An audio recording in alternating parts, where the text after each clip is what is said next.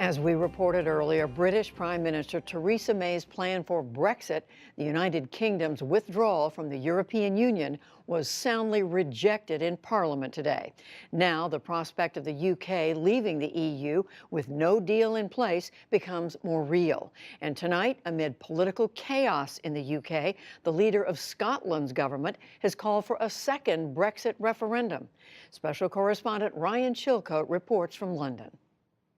The ayes to the right, 202. The noes to the left, 432. So the noes have it. The vote came just 10 weeks before Britain is due to leave the European Union. But despite the overwhelming rejection in Parliament, Prime Minister Theresa May vowed to press ahead.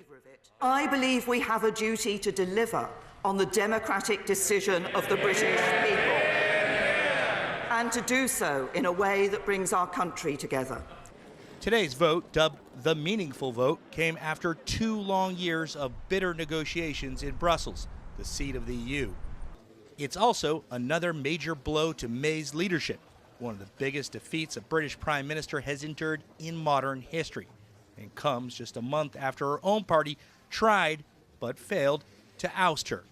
May had postponed this vote from December to try to drum up more support, but the month didn't matter in the end. Critics from May's own Conservative Party argued the divorce agreement falls short of implementing Britain's 2016 vote to withdraw from the bloc. People voted to leave. They didn't vote for a deal, they voted to leave. And this deal doesn't actually make us leave cleanly. The main sticking point of Brexit has been the so-called Irish backstop.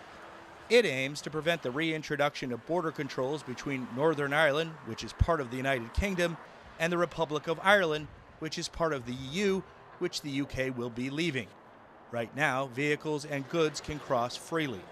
Arlene Foster is the leader of Northern Ireland's Democratic Unionists, a key part of May's governing coalition. The backstop was something that we could not accept.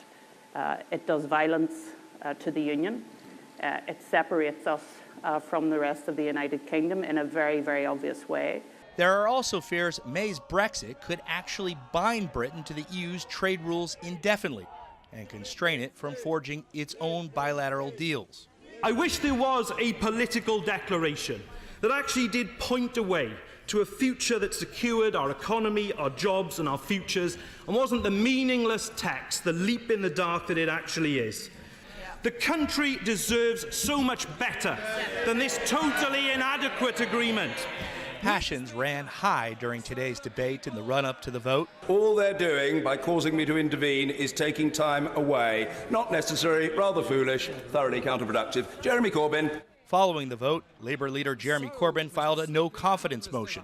The people need to be able to take back control, and a general election would give them the opportunity to decide who their MPs were, who their government was, and who was negotiating on their behalf. And it would give that new government a mandate, and a mandate that is needed to break the deadlock that has been brought to this House by this government. If Britain leaves the EU on March the 29th without an agreement, many worry it could plunge the economy into recession or worse. Supermarkets across the UK are already stockpiling goods and raising prices amid the growing uncertainty. EU leaders insist they will not renegotiate any part of the nearly 600-page exit deal. After the historic drubbing, Prime Minister May again said it was Parliament's job to make good on Brexit. I ask members on all sides of the House to listen to the British people who want this issue settled and to work with the government to do just that. Prime Minister Theresa May now has until Monday to devise a Plan B proposal, bring that back to this Parliament and get it through, but that would appear as unlikely to happen as today's deal. Judy?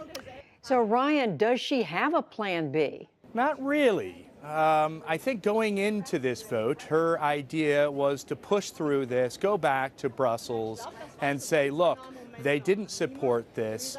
Let's make some concessions. But given the margin of defeat here, maybe she won't race back to Brussels. She's talked about, after the vote, she talked about reaching out to the Parliament, to all parties in the Parliament, to see what could be done, i.e. maybe really revising her proposal from what it is now to something entirely different, maybe a Norway-style relationship with the European Union. So the answer real quickly is no, she doesn't. So what is the alternative then? So is she going to have to scramble then and come up with something to present? Is that what it adds up to? Well, the very first thing she has to do is keep her job, because the leader of the opposition has tabled this motion of no confidence. And if she doesn't survive that, then she's no longer prime minister. At least she has to spend the next 2 weeks trying to keep her job. And if she fails that, then there could be a general election. So that's what she's got to do for the next 24 hours. She couldn't even go to Brussels if she wants. The alternatives after that aren't good ones. She can try and forge a new deal. Given the margin, again, not so easy. Or she could, what a lot of people have really advised against within her own government, she could suggest a referendum, a second vote, put it to the British people and say, okay, this is the deal on the table. Do you support this? That would be a really risky move, but that would be one way to find out what the British people support, and possibly a way to break the deadlock here in the Parliament. Well, Ryan, is it known what a majority of the British public would support?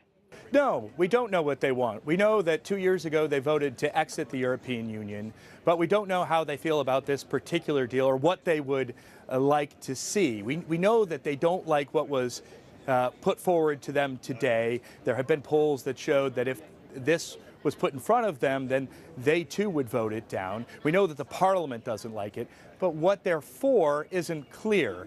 That's one of the reasons why people say there should be this second vote where people have an opportunity to weigh in on what's in front of them.